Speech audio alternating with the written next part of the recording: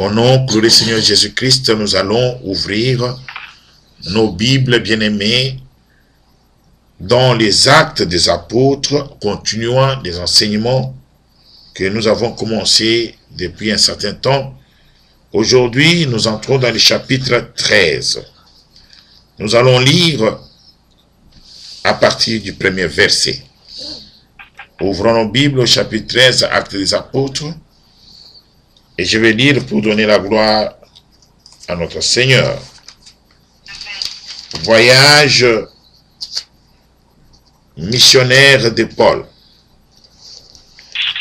Premier voyage missionnaire, Barnabas et Saoul à Chypre. Il y avait dans l'église qui était à Antioche des prophètes et des docteurs, Barnabas et Siméon appelé Niger, Lucius de Cyrène, Manahem qui avait été élevé avec Hérode, les tétrarques et Saoul. Pendant qu'ils célébraient le culte du Seigneur et qu'ils jeûnaient, le Saint-Esprit dit: mettez-moi à part Barnabas et Saoul pour l'œuvre à laquelle je les ai appelés. Alors, après avoir jeûné et prié, ils leur imposèrent les mains et les laissèrent partir. Eux, donc, envoyés par le Saint-Esprit, descendirent à celui-ci, et de là, ils s'embarquèrent pour Chypre. Arrivés à Salamine, ils annoncèrent la parole de Dieu dans les synagogues des Juifs. Ils avaient Jean comme auxiliaire. Ensuite, après avoir traversé toute l'île jusqu'à Paphos, ils trouvèrent un certain magicien, faux prophète juif, du nom de Bar-Jésus, qui était avec le proconsul Sergius Paulus. Homme intelligent, celui-ci fit appeler Barnabas et Saoul avec le vif désir d'entendre la parole de Dieu. Mais Élimas, le magicien, c'est ainsi que s'est traduit son nom, leur résistait et cherchait à détourner de la foi les proconsuls.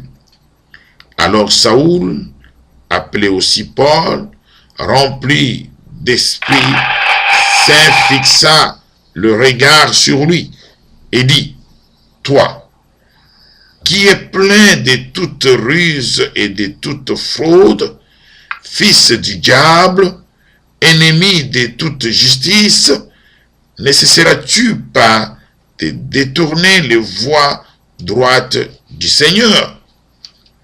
Maintenant voici, la main du Seigneur est sur toi. Tu seras aveugle, et pour un temps, tu ne verras pas le soleil. Aussitôt, l'obscurité et les ténèbres tombèrent sur lui, et se tournant ça et là, il cherchait des gens pour les guider. Quand le consul vit ce qui était arrivé, il crut, vivement frappé de la doctrine du Seigneur. Que le Seigneur, Dieu de gloire, bénisse sa parole au milieu de nous. Amen.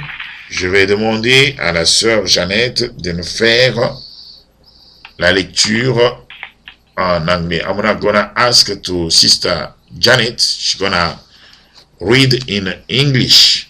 Let God bless us. Acts 13. Barnabas and Saul are chosen and sent. In the church at Antioch, there were some prophets and teachers. Barnabas, Simon called the Black, Lucius from Cyrene, Manaen, who had been brought up with Governor Herod, and Saul.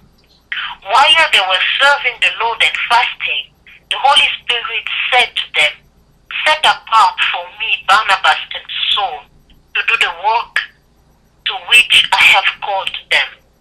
They fasted and prayed, placed their hands on them, and sent them off. Having been sent by the Holy Spirit, Barnabas and Saul went to Seleucia and sailed from there to the island of Cyprus. When they arrived in Salamis, they preached the word of God in the synagogues. They had John Mark with them to help in the work. They went all the way across the island to Paphos, where they met a certain magician named Bar-Jesus, a Jew who claimed to be a prophet. He was a friend of the governor of the island. Sergius Paulus was an intelligent man. The governor called Barnabas and Saul before him because he wanted to hear the word of God. But they were opposed by the magician Elymas, that is his name in Greek, who tried to turn the governor away from the faith. Then Saul, also known as Paul, was filled with the Holy Spirit. He looked straight at the magician and said, "You, son of the devil, you are the enemy of everything that is good. You are full of all kinds of evil tricks, and you are always keep trying to turn the Lord's truth into lies. The Lord's hand will come down on you. You will be blind and you will not see the light of day for a time." At once, Elymas felt a dark mist cover his eyes, and he walked around trying to find someone to lead him by the hand. When the governor saw what had happened, for he was greatly amazed at the teaching about the Lord. The word of God. Amen. Oui, bien-aimés, nous bénissons le Seigneur encore une fois, car il nous donne l'occasion de venir nous adresser à vous par sa grâce. Nous continuons toujours à suivre la parole de Dieu, ou être sur le pas des apôtres, car ce sont ceux-là à qui l'Éternel de gloire, notre Seigneur Jésus-Christ, avait confié sa sainte doctrine pour qu'elle puisse être répandue à travers toute la terre. Et ici, nous voyons que dans l'église d'Antioche, il est déclaré qu'il y avait des prophètes dans cette église et que ils étaient en prière. Ils étaient en prière et ils étaient en train de jeûner aussi. Et c'est pendant que l'Éternel leur a parlé avec des recommandations de maître Paul et Barnabas. Je crois que vous vous souvenez de Barnabas. C'est lui qui, quand Paul est parti à Jérusalem et quand les autres avaient peur de lui, c'est lui qui est allé prendre Paul pour le conduire auprès des apôtres. Et voilà, le Saint-Esprit recommandera de mettre à part Paul et Barnabas. Et il leur recommandera, n'est-ce pas, une mission qu'il avait pour eux.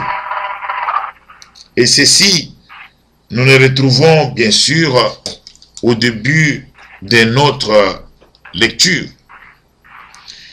Et après cela, ils ont prié, ils ont jeûné encore et ils ont imposé les mains, n'est-ce pas, sur Paul et Barnabas pour faire ce que nous appelons des prières de recommandation. Et c'est ainsi que ils sont partis dans cette mission remplie bien sûr du Saint-Esprit et de l'Esprit de vérité pour aller annoncer la bonne nouvelle. Et arrivé là où ils partaient, ils ont trouvé quelqu'un qui était un homme bien. Un homme bien qui voulait écouter la parole,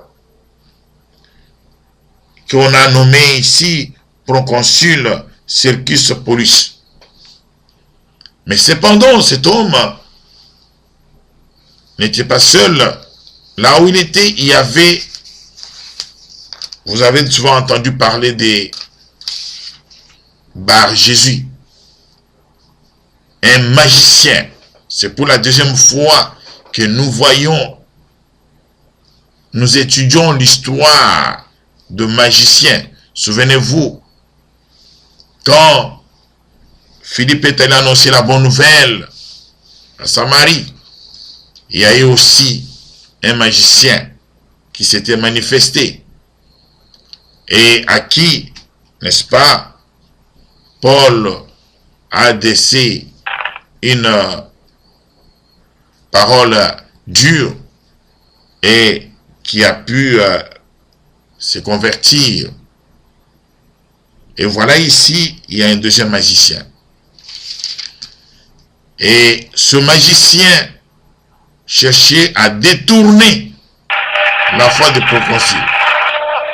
Sur ce, Paul prononcera une parole de sanction ou de malédiction sur lui. Alors, bien-aimés, qu'est-ce que nous pourrons tirer de cette lecture que nous venons de lire? Nous voyons que l'église d'Antioche, il y avait des prophètes qui étaient dans l'église.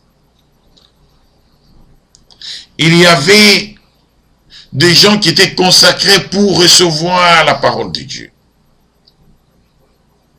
Il y avait des gens à qui le Saint-Esprit pouvait parler. Et ces gens qui étaient là, il est dit que pendant qu'ils étaient en prière, qu'ils célébraient le culte, et ils célébraient le culte comment? Ils étaient en train de jeûner. C'est à ce moment-là que le Saint-Esprit a dû leur parler. Vous savez, je ne veux pas en faire une obligation. Mais quand on se prépare pour l'éternel des gloires, bien-aimé, il faut que tu aies des jours où tu dois te consacrer totalement à l'éternel. Tu dois te garder pour l'éternel. Tu dois renoncer à des choses qui peuvent te faire plaisir. Tu dois te priver à des choses qui peuvent te faire plaisir à cause de l'éternel. Ça ne peut pas être seulement la nourriture.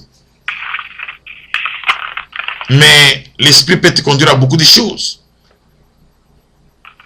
Le jour où tu te dis, je vais croiser la face de l'éternel. Le jour où tu veux mettre l'Éternel au centre de ton intérêt. Nous avons vu que l'Église était en prière, mais pendant qu'ils étaient en prière, ils gênaient. Ils célébraient le culte, mais ils gênaient. Et c'est pendant ce temps-là que l'Esprit a parlé. Le système de gêner, c'est, nous voyons que ça a été dans les habitudes des apôtres. Ça a été dans les habitudes de l'Église. Bien aimé, une Église qui n'est pas en prière, une Église qui ne gêne pas. Mais c'est une Église qui est endormante. C'est une Église qui ne va pas à la rencontre de l'Éternel. Choisis toi-même un jour dans la semaine. Un seul jour, bien-aimé. Où vous vous dites que dans ces jours, je ne touche pas la nourriture. Tu ne vas pas mourir. Et que ces jours, par exemple, si tu es quelqu'un qui est souvent au téléphone, je ne vais fermer mon téléphone. Que ces jours, si tu es quelqu'un, n'est-ce pas, qui aime peut-être t'habiller bien, tu dis, je ne m'habille pas bien. Ou soit, les jours où tu dis, je renonce à mon lit pour la gloire de l'Éternel, parce que je vais voir l'Éternel. Et quand tu vas le faire, tu le fais dans le secret. J'insiste bien là-dessus. Tu le fais dans le secret. Ton Dieu qui connaît ton cœur, il verra. Il écoute la prière de ton cœur. Car si tu gênes, pour que les autres sachent que tu gênes, la parole déclare que parce que les autres ont reconnu que tu gênes, ainsi tu as déjà reçu ta récompense. Pourquoi le Seigneur doit te bénir encore? Alors, bien-aimés, nous voyons que c'est dans la prière de l'Église que l'Éternel parle, que l'Éternel donne. Même pour la parole. Tu quittes chez toi, tu dis, Seigneur, je veux qu'aujourd'hui que tu me parles. Tu pries pour la parole. Tu gênes pour la parole. Crois-moi, bien-aimé, tu ne sortiras pas de cette église-là. Tu ne sortiras pas de ce culte-là sans recevoir le message de Dieu. Deuxième chose que je voulais montrer ici. Je vais montrer que dedans, si vous lisez entre les lignes, il y a eu une prophétie qui est sortie. Le don de prophétie est en action depuis que Christ a été enlevé jusqu'à la fin du temps de grâce. Et la fin des temps de grâce, c'est quand l'église de Dieu sera enlevée dans le monde. Quand l'église de Dieu disparaîtra. Quand les hommes et les femmes qui croient en Christ vont disparaître physiquement à travers le monde. C'est un événement auquel nous croyons fermement. Quoique plusieurs croient que c'est de n'importe quoi. Le monde ici passera, bien-aimé. Et alors, le don de prophétie est en action tout comme les autres dons. Il y a une doctrine qui s'annonce de nos bien-aimés les témoins de Jéhovah. qui déclare ceci. Quand Paul dit à propos de l'amour, que quand le véritable apparaîtra, quand le véritable apparaîtra, on n'aura plus besoin de prophéties. On n'aura plus besoin de parler en langue. Et ils prétendent que pour eux, le véritable a déjà apparu parce qu'ils sont arrivés à la connaissance de la parole. Alléluia. Mais, bien aimé, je vais vous dire ceci. Non. C'est un enseignement qui n'est pas correct. Ça ne conforme pas à ce que la Bible déclare. Car le parfait n'a pas encore apparu. Le parfait, nous connaissons qu'est-ce que c'est le parfait. Le parfait, c'est notre Seigneur Jésus-Christ. C'est quand il va apparaître sur les airs. Quand nous irons avec lui, bien-aimés, on n'aura pas besoin de prophétie. On n'aura pas besoin de parler en langue. Comment on aura besoin de parler en langue? Parce qu'il sera en face de nous. Et nous le verrons.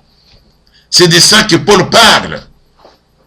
C'est pour vous dire que dans l'église, le don de prophétie devait s'exercer tout comme les autres dons. Et qu'on ne vous trompe pas. N'est-ce pas? Si quelqu'un vient vous donner un autre enseignement, il ne faudra pas y croire. Parce que ça ne conforme pas avec la parole de Dieu. Alors, bien-aimés, quand l'Esprit a parlé, qu'est-ce qui s'est passé? La parole déclare que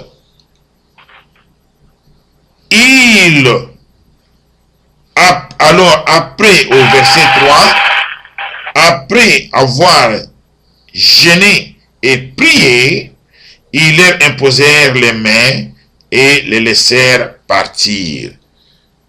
Il ne faut pas être pressé pour imposer les mains. Il ne faut pas être pressé avec Dieu. Quoique le Saint-Esprit a parlé. Mais qu'est-ce que ces gens-là ont fait? Ils ont prié d'abord. Et ils ont aussi encore fait quoi? Ils ont encore jeûné. Ils ont jeûné pendant qu'ils étaient en culte, pendant que le message est sorti. Mais, quand le message est sorti, ils ne se sont pas précipités. Il y a quelque chose qui est entre les lignes que je vais ouvrir. Ils ont jeûné. Ils ont prié pour recevoir encore de la confirmation. La parole de Dieu déclare que toute prophétie doit être éprouvée par la parole de Dieu. Il ne faut pas que vous êtes dans l'église parce que vous avez prié, quelqu'un est entré en extase et une prophétie est sortie et vous prenez cette prophétie comme la parole d'évangile. Non! L'ennemi peut sortir aussi une prophétie. Et ça peut sembler beau aux yeux des hommes, mais pas aux yeux de Dieu. Chaque fois qu'une prophétie sort, même où tu dors, tu vois quelque chose. Bien-aimé, ne te précipite pas à tirer des conclusions. Prie. Prie. Ne sois pas pressé. Ne sois pas pressé. Surtout en matière de prophétie.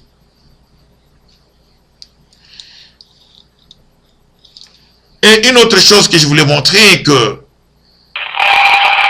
quand ils ont eu la confirmation de la parole du Saint-Esprit, Paul et Barnabas et toute l'église n'ont pas résisté à la parole. La parole déclare que ils ont quitté, ils les laissèrent et partirent. C'est-à-dire ils ont obéi, n'est-ce pas, à la voix du Saint-Esprit. Et ils ont embarqué pour se rendre à Chypre en passant par celui-ci. Et arrivé là-bas, effectivement, ils ont trouvé quelqu'un qui était quelqu'un de bien, intelligent, mais qui avait soif de la parole. L'Esprit n'envoie pas pour rien. Quand l'Esprit parle, quand le Saint-Esprit confie une mission,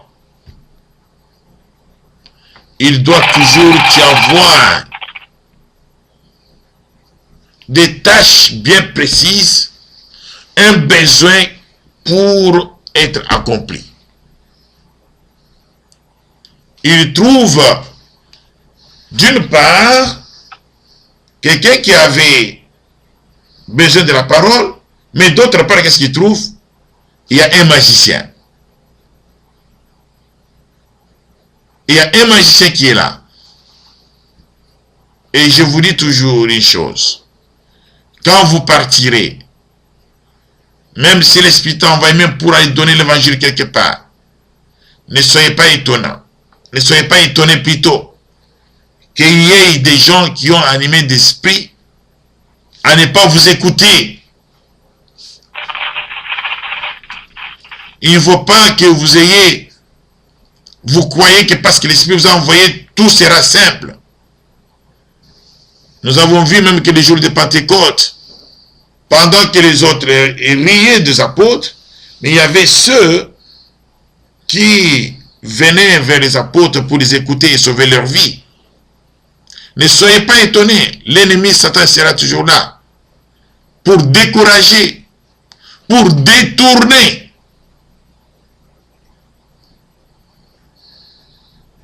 Comme Paul l'a constaté dans ses magiciens. Jésus et Bar Jésus, qui signifie fils de Jésus, on a parlé de cet homme, c'est un esprit, Bar Jésus.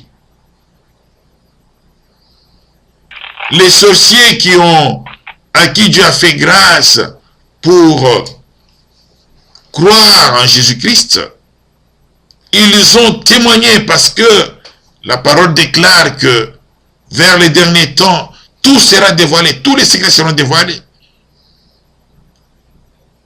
Ils ont témoigné de la puissance du nom du Seigneur Jésus-Christ. Ils ont dit que devant Satan, tu peux tout prononcer comme nom, mais pas le nom du Seigneur Jésus-Christ. Il n'y en a qu'un seul. Il peut y avoir plusieurs Jésus, mais il n'y a qu'un seul qui a été oint. Christ, c'est oint. Il n'y a qu'un seul oint. Et ils ont dit, les Satan peut même prononcer le nom de Jésus. Les Satan peut même prononcer le nom du Père, Fils, Saint-Esprit. Mais le seul nom que Satan ne sait pas prononcer, c'est Jésus-Christ. Et ils ont même dit que là-bas, dans leur milieu là, il existe un Jésus, un Bar Jésus. Et ces sorciers qui témoignaient, ce sont des gens qui ne connaissent même pas la Bible. Mais par contre, drôlement, dans la Bible, on nous parle de Bar Jésus. C'est un esprit. Un esprit qui va résister à la parole. Un esprit malin. Un esprit malicieux. Qui va apparaître comme un agneau, mais pendant c'était un loup. Et il y en a plusieurs pendant ces derniers temps. Qu'est-ce qu'on ne voit pas? Il y a des Bar Jésus dans l'église. Des soi-disant pasteurs. Mais qui ont l'esprit de Bar Jésus. Des pasteurs qui vont aller voir des féticheurs. pour recevoir les fétiches, afin de venir s'amuser avec leur magie, pour tromper le peuple de Dieu. Bien-aimés, je vais finir ici en vous disant ceci. La parole avait déclaré que ce sont parmi les signes des derniers temps. C'est pourquoi nous devons toujours contrôler les Écritures pour échapper à l'esprit d'imitation. L'esprit d'imitation est très accentué. J'ai dit imitation. Cet esprit n'est pas en dehors de l'église, est dans l'église. Il se nomme pasteur. Il traîne des foules derrière eux. Mais cependant, ce sont des acolytes de Satan. Que Dieu de gloire, Dieu de bonté, Dieu de miséricorde, bénisse cette parole dans nos cœurs et que l'Esprit de Dieu nous soit favorable. Au nom de Jésus-Christ.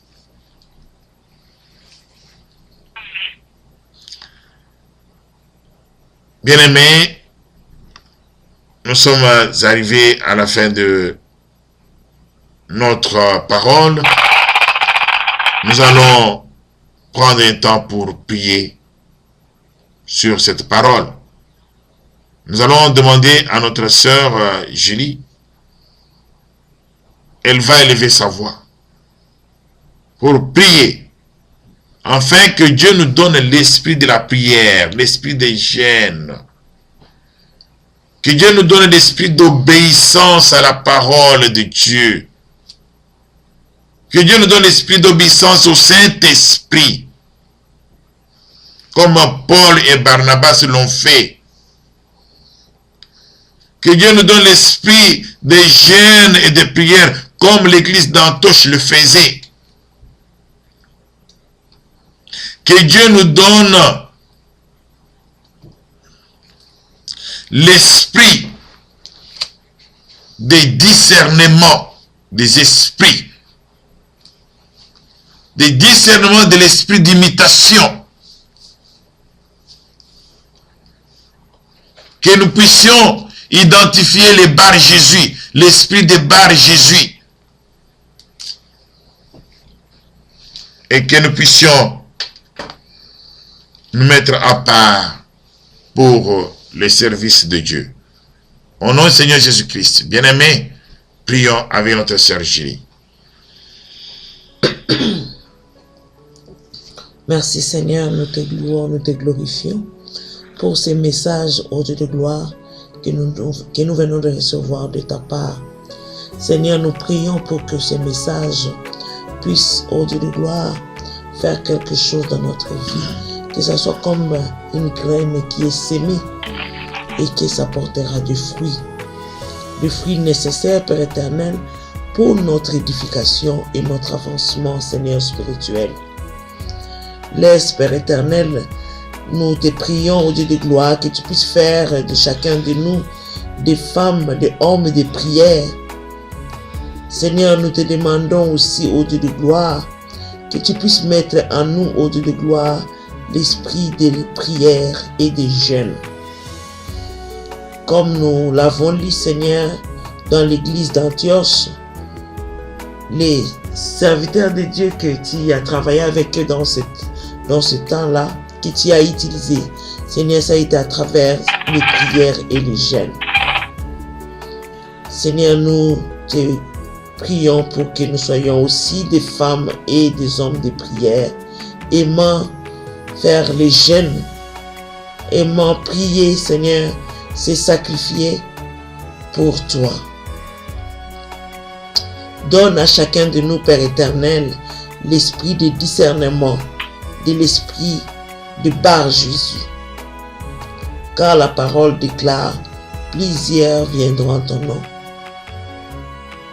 mais au dernier jour, tu ne les reconnaîtras pas.